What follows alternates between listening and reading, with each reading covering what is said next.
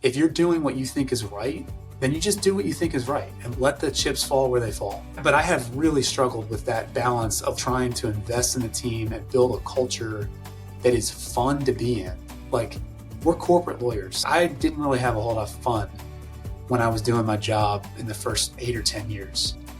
And it doesn't have to be that way. And so it's very important to me that we have a culture here that it's something that people really get hooked on. And they're like, this is better. Yes, I have to do X, Y, and Z that I wouldn't choose to do, whether that's coming into the office or it's, I don't know, getting your bills out on time or making a phone call instead of sending an email, whatever our expectations are.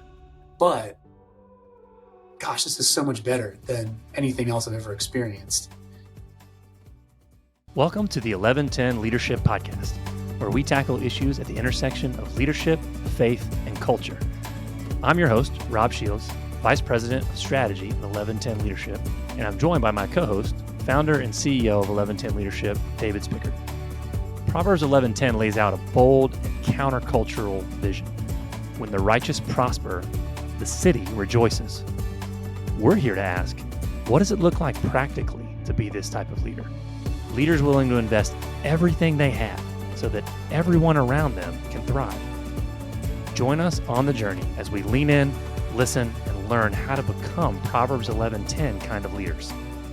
The kind of leaders that make our cities rejoice. David. Rob. Welcome onto the podcast, Thank Father you. of the Groom. Yes. How does that sound? How does that suit fit?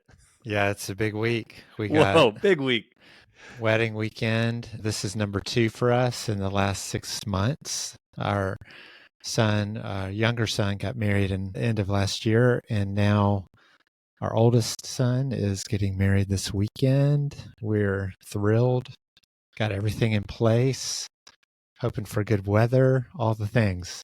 What does your speech writing process look like as someone who is a little ways away from this, oldest being 11? I've got some time to learn your process. It's a big deal. I think everybody approaches it differently.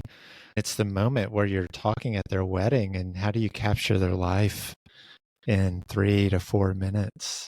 For me, I brainstorm memories and over time. And when I mean over time, in the weeks leading up to the wedding, I'll just randomly, and I keep a notes app of just things that I remember. And then when I look at those memories, I think of themes, or one of those is a story to tell, or that then brings out the qualities and the kinds of things that you want to say that highlight their gifted, our kids' giftedness, and what they mean to us and what we hope for them for the future. That's a big idea. And then you just kind of see where it lands. Wow. I kind of just want to clip that right there. That's its own little micro episode, right? How to intentionally lead up and play that role as a dad. That was really cool to hear. Yeah. So that's me. I'm sure there are many other ways to do it, but I love it. It'll be a fun time.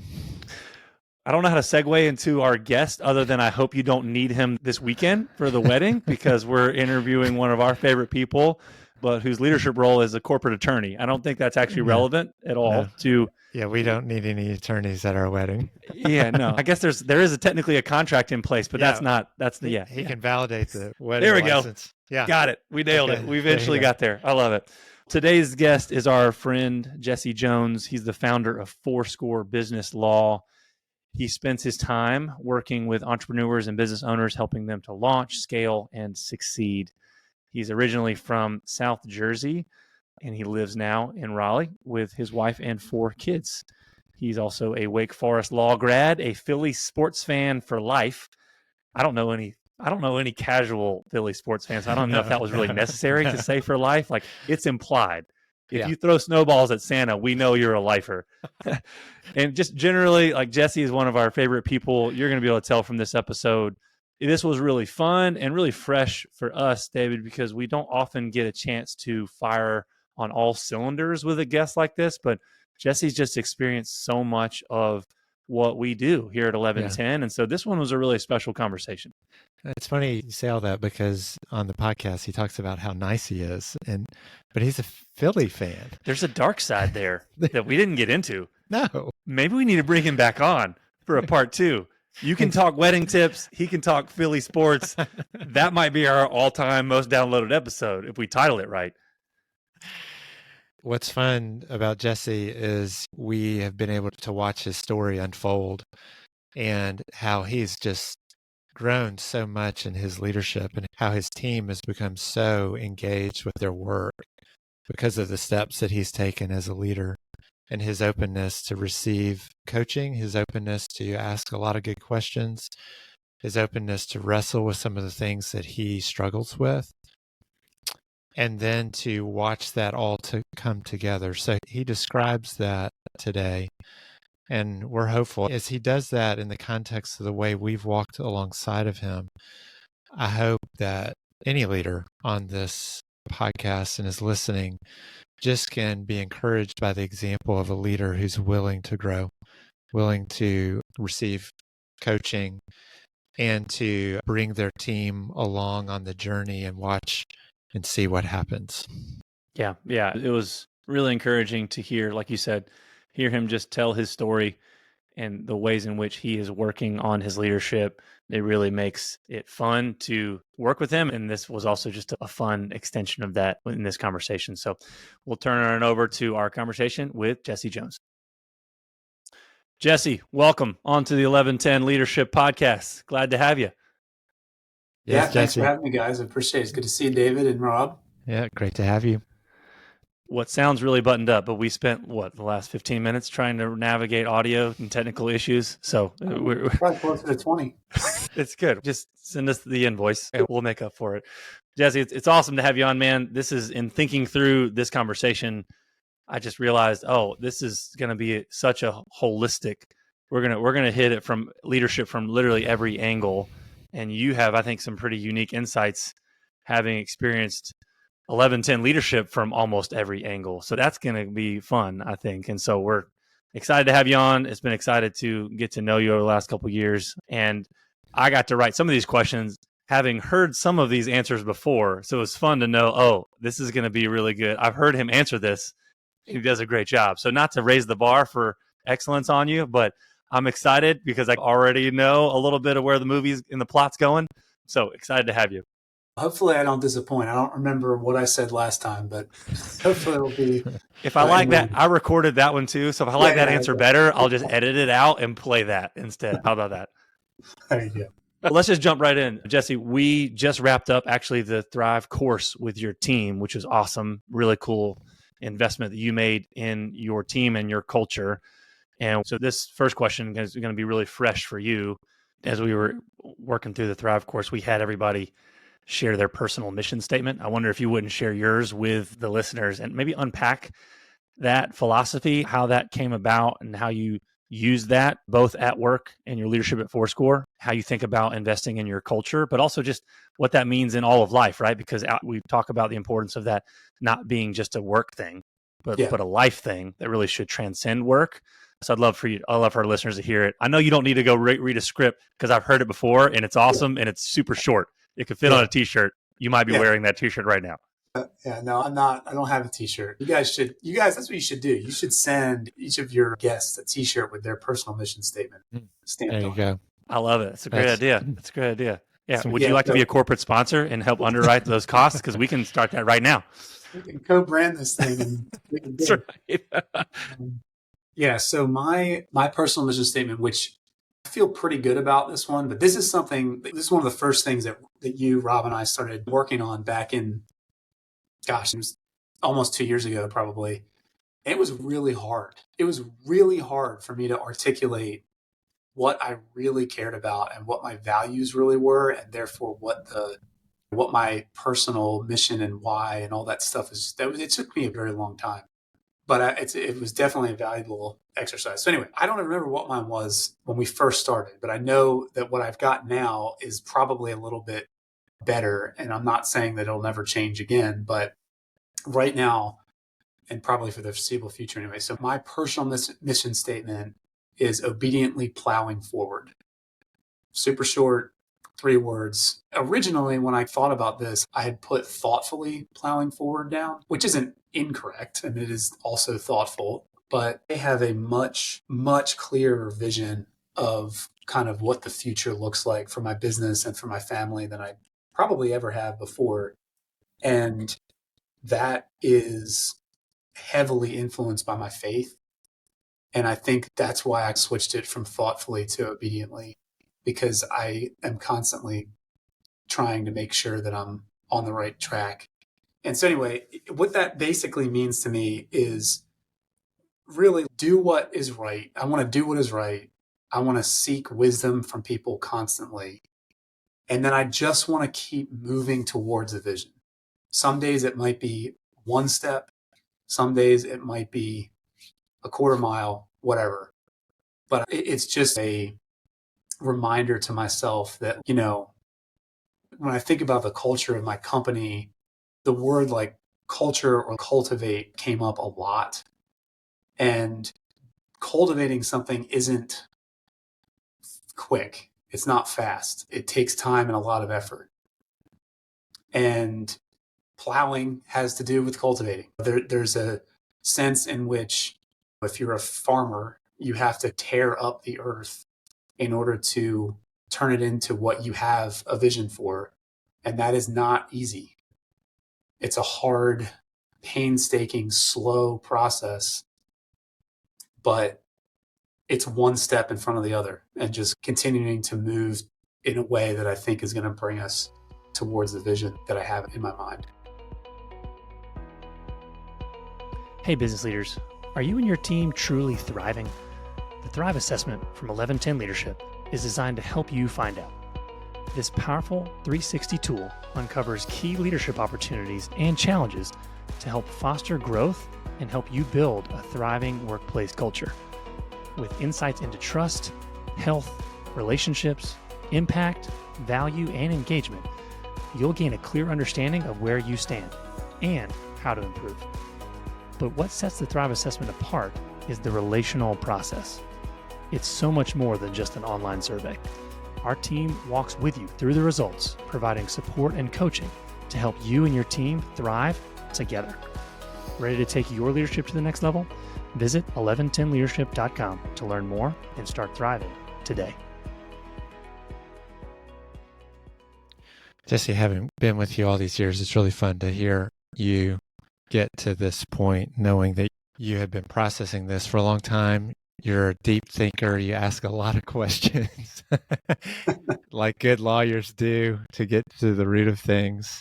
I love the question I get to ask you next, because it's to ask you about your experience with executive coaching. Rob is now your executive coach. So I want the good, bad, and the ugly.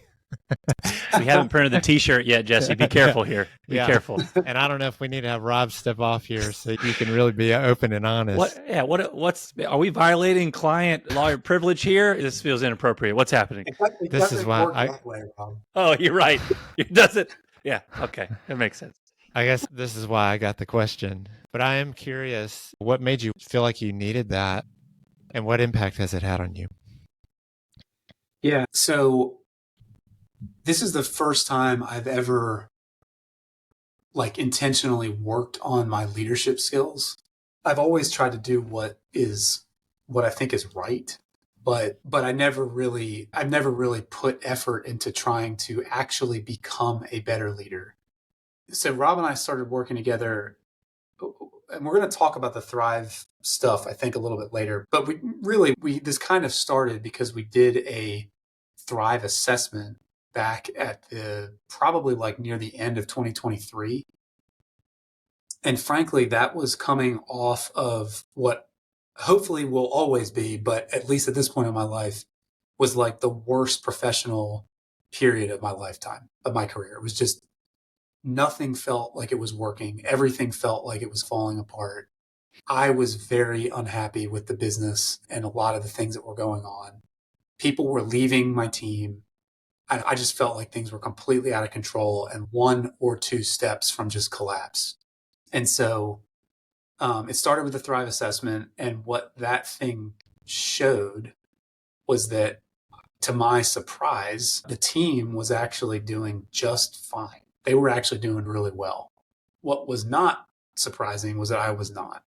And I think that was what prompted me to think, okay, I'm really happy that the team is happy, but I can't do it like this anymore. And I have to figure out how this is going to work for me. Otherwise, this whole thing is actually going to fall apart.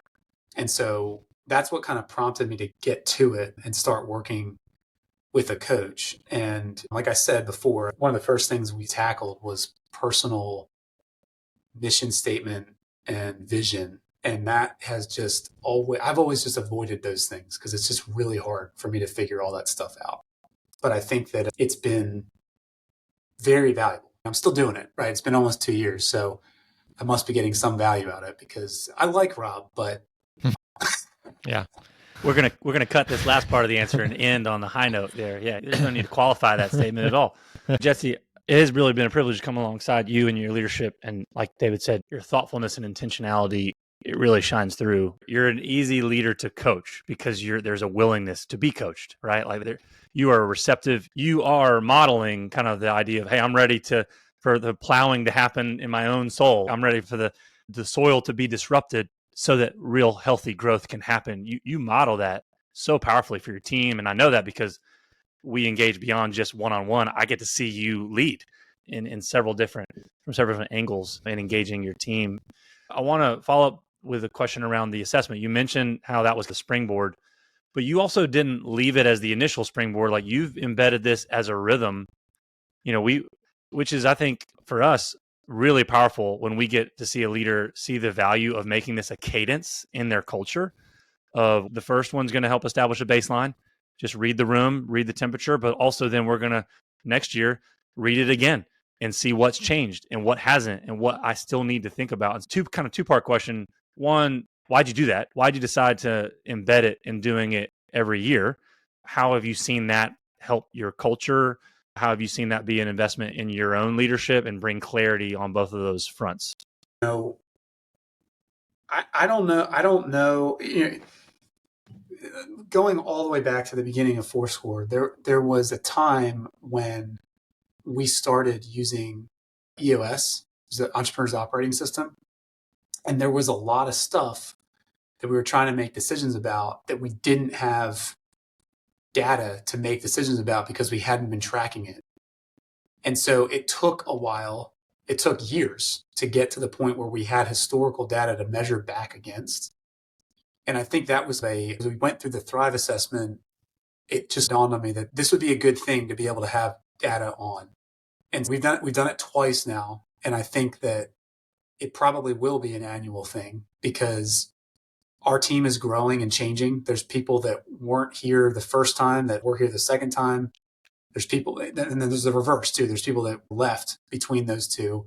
By the time we do it again, I'm very sure there's going to be more people, or different people at least. Hopefully more. We're trying to grow, not just switch people out. But the first time we did it was very helpful because it showed me that I needed to work on me. I need to get things straight so that it was working for me. The second time, it was really helpful because we could see, okay, we know what we did over the last year to try to invest in the culture and change my own engagement and just happiness with my business. And now we can see how that changed what these results are. And what was really cool the second year was that we still have work to do, right? There are still a number of the Thrive categories where I'm not really where I want to be yet. But what was really cool was that there was a lot of improvement, and you can see the improvement in my own scores, and it didn't negatively affect the team.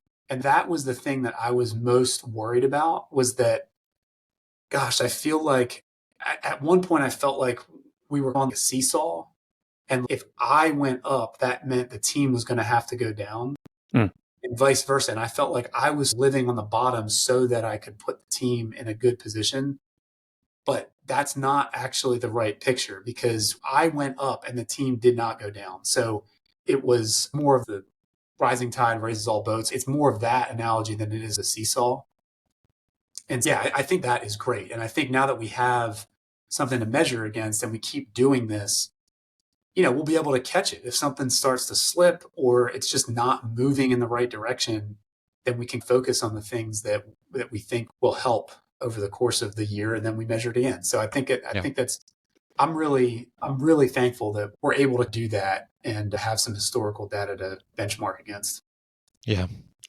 That's so encouraging for us to see you embrace it like that, to have your team embrace it like that. We always talk about, are these scores good or are they bad? When a leader or their team goes through the assessment, and we usually just say they are what they are. They're painting a picture, and they give us then good insight as to what's going on and then the steps to take to both enhance what's going really well and then make some strategic changes where there needs to be some attention to some things. You guys, as a result of the assessment, have also decided, and you just finished walking through the Thrive course that we do. Yeah. You're doing everything Thrive that we've got. And again, this is a question that I get to ask because Rob led you through that time over 6 sessions, a 6-week session or 6-week course where you're even going deeper in a group environment with your team, walking through each of the elements of the Thrive framework so that they can really digest it. I'm curious just to get your feedback from that. What was impactful? Where did you see your team really latch on to that experience? Maybe even what could have been better? Yeah. First of all, it was great. I remember talking about this with Rob probably, I don't know, near the beginning of the year. And I was thinking it sounds like a good idea, but I wasn't really totally bought in. And then it just showed up on the calendar and Rob made me do it. Yeah, that's what we do. That's what we do. We just schedule find the meetings. calendar person on the team, and that's how we infiltrate. Yes, Yeah, you're revealing trade secrets here, Jesse. Yeah, we just schedule things for you. Yeah. It's not like you don't have enough meetings on your calendar. Yeah. But I'll tell you what, I mean, it was probably the best thing we've done as a team. Wow. We've made a tremendous amount of change in the last, I don't know, it's really been the last like 14 or 15 months, starting with the fact that since COVID, we were basically a fully virtual team. And going back to the first Thrive assessment, that was one of the very super low hanging fruit on what I was really not happy about. And so over the course of the last year or so, we've moved from being completely virtual to now being in permanent office space on a pretty permanent hybrid model where the team is together Tuesday, Wednesday, and Thursday. Mondays and Fridays, we've got a lot of flexibility. If you got to be here, you're here. If not, then you're not. But there's been a significant amount of adjustment, and different people are happy or unhappy about the changes. I'm very happy about it. I think this is what we need to be doing. But this being in person gave us the opportunity to do stuff like the Thrive training. And yeah, I think it was great. I've gotten nothing but positive, unsolicited feedback from the team about how valuable that time was to just be able to have a forum to be able to talk about things that it's hard to get into those conversations during the course of the day because we have a million things to do. And I think it was really great. It was perfect timing. Even the weather helped us out because we were supposed to start this thing back in February, and the day we were going to kick off, it snowed and we just couldn't do it. It was too chaotic. And that actually worked out great because we ended up hiring a new person within 2 weeks of when we were supposed to start. And then we pushed it another couple of weeks so that she could be involved in it from the beginning. And it just worked out really well. And I think it was extremely valuable to run through it. Some of it's personal, and people were in varying degrees of openness, I guess, vulnerability, whatever you want to call it. But it was a great experience for our team, and it's kicked off some other stuff too. It fit really nicely into one of the goals that we have for Fourscore this year, which is to really boost our personal and professional development for the team. And so that was a really good it just fit really well. It fit really well into that particular goal. So it all ran really great. Jesse, that's really encouraging to hear. And I'm really glad that you, in your answer to that question, made reference to the waters you've been navigating around post-COVID hybrid work. I think that resonates with probably a lot of listeners who might be experiencing something similar, whether they're in a leadership position and having to make decisions about in office versus not. I'd love to just camp out there for a bit and have you speak to that process. Take us behind the curtain a little bit of leadership, because you're not alone in having to navigate a whole new world where there's really not a script for this. And I think I walked alongside you to really try to help you think this through. But you're one of the most intentional leaders that I know, and I think it's a real gift of yours. And I think clearly the ways that you have invested in your team show that intentionality.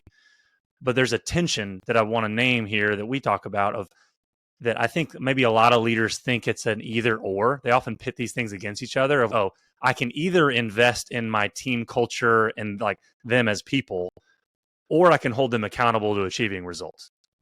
And I can have high expectations for excellence. But I think people struggle to see that maybe it's doing both. And so I'd love for you to maybe use that transition into this new building you have now and the policies that you're trying to think through around expectations. Walk us through that a bit and how you've navigated those two kind of things that oftentimes get pitted against each other. Yeah, this is something that I have really struggled with. My sort of default, and I think this is how I ended up in the situation I was in back in 2023. But my default has always been to defer to what I think my team wants. And so I did that for years. By 2021, we probably should have been back in the office, but I kept asking the team, hey, how do you guys feel about that? And everybody was loving life, not ever being in the office. And I didn't want to disrupt that. I didn't want to make my team unhappy. And honestly, there was a lot of fear in if I make them do this, that I think this is what's good for us, but if I make them do it, what's going to stop them from just leaving and going to some other place that doesn't make them do the things that they think they don't want to do? And so it took the Thrive assessment for me to basically get to the point of saying, this isn't working. This is not working. So it's not going to get worse. And I don't know what's going to happen. Maybe my team is going to revolt and they're going to disappear and I'm going to be back to a one-man shop. But honestly, that would be better than trying to keep doing it this way. And we talked about values, and one of those being confidence for me. And I think that plays a lot into it. My wife, Laura, is extremely supportive and helpful to me especially when I'm going around in circles in a non-confident way. But she was super helpful in helping me see, yes, people might leave, but you are building something that people are not going to want to leave. If they leave, they probably should. If you're doing what you think is right, then you just do what you think is right and let the chips fall where they fall. But I have really struggled with that balance of trying to invest in the team and build a culture that is fun to be in. Like, we're corporate lawyers. I didn't really have a whole lot of fun when I was doing my job in the first 8 or 10 years. And I don't want it doesn't have to be that way. And so it's very important to me that we have a culture here that is it's something that it's something that people really get hooked on. And they're like, this is better. Yes, I have to do X, Y, and Z that I wouldn't choose to do, whether that's coming into the office or it's, I don't know, getting your bills out on time or making a phone call instead of sending an email, whatever our expectations are. But gosh, this is so much better than anything else I've ever experienced. So it is very hard to figure out how to do both, investing in the culture, but also holding people accountable and just setting the standard and the expectation. And one of the things I thought about is I've got one employee that's been with me for a very long time. And this employee constantly tells me that I'm just too nice. And frankly, that has bitten me a couple of times. It has. It's worked out not in my favor sometimes. But I'm also learning through a couple of different things that, like, what I think of as, or what I sort of default think about when I think about being a good guy or a nice person or a kind person, like it actually often isn't. It's actually that I'm trying to make my own life easier by doing something that looks like it might be nice to somebody else. But the reality is I'm just trying to avoid the conflict of the argument. I have fear about what's going to happen if I don't do what I think is the quote nice thing to do.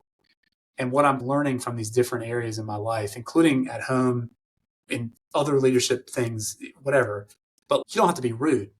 But being direct is the kind thing to do. It actually draws the line so people can make their own decision about what is right for them. And I've lived a lot of my life in a gray area. And I'm a lawyer, so there's always gray area in everything. I have lived a lot of life trying not to be direct so that I don't disrupt something that seems to be okay. And I think that's something I'm really working on. And I think that is something that I need to continue to work on. But I think the Thrive training actually was very helpful in getting some of those conversations started, which are actually going to continue because we've got like in a couple of weeks, we're sitting down with the whole team to draft out what we're calling a teamwork charter and to really get specific about expectations around how we communicate, when we're available. Those types of things I've never really been very direct about them. I've just said, I'm hiring professionals. Surely we can all just figure this out and do our jobs in a way that makes sense and that all fits together. But one of the things I'm learning is there's just stuff that I didn't think I would have to say that I think actually does need to be said. And that's actually the kind thing for the rest of the team because now they know what my expectation is. I know what their thoughts are on it. And we can come up with something that actually works for everybody. So we're all aware of it. And there's nobody out there like wondering if I need to pick up this phone call at 10 p.m. because, you know what I mean? We're going to be specific about it. So I think that's I don't know how that would go if you didn't have already some baseline of like trust and culture with your people. But we do have that here. And the next step is to move towards a little bit more of the accountability and responsibility pieces and holding people to what they say their own goals are. I think that's another part of it too. Jesse, that's so great. And we're just so encouraged by the ways that you and your team have embraced all of this. Rob said earlier, your willingness to grow is an incredible trait of leaders and something we really value. And the way that you've not only done it for yourself, but also your team is just so encouraging. And to see these results is just amazing too. We always ask our guests to leave us with a bottom line, just a closing thought, word of advice for listeners. So I want to give you the floor just to wrap up today with what you have in mind for a bottom line. I think that the bottom line is I mentioned before, this is the first time I've been intentional about trying to grow as a leader using a coach. And I think the bottom line is that you just can't, I shouldn't say this for everybody, but in my experience, I could not progress on my own. And Rob has been super helpful as a coach, but I'm also involved in a couple different peer groups. One is Just Leadership, which is an 1110 group, and that's been great. Another one is EO. I've been involved in that for a couple of years, but you probably need to have a group of other leaders that you can kind of step back from everything in your own business or your own family or whatever you're dealing with and trying to figure out, to share experiences, share stories, listen to what other people are going through, because we're all dealing with the same stuff. And it's easy to forget that if you're on your own. Yes, couldn't agree more. It's awesome. Jesse, thank you so much for being on, man. It's cool to just be able to hear you tell the story in one sitting like this of your journey that you've been on. And so, yeah, we've been grateful to be a part of it. Thanks for being on. Thanks, Jesse. Yeah, thanks for having me, guys. To learn more about 1110 Leadership, visit our website at 1110leadership.com. That's the numerals 11, then spelled out TEN leadership.com. That's 11 TEN leadership.com. There you'll find more resources to equip you on the journey of becoming an 1110 leader. You can also get connected to our growing leadership network. If you've enjoyed this episode, share it with a friend. To help others find us, you can also rate and review us on Apple Podcasts or wherever you listen to podcasts.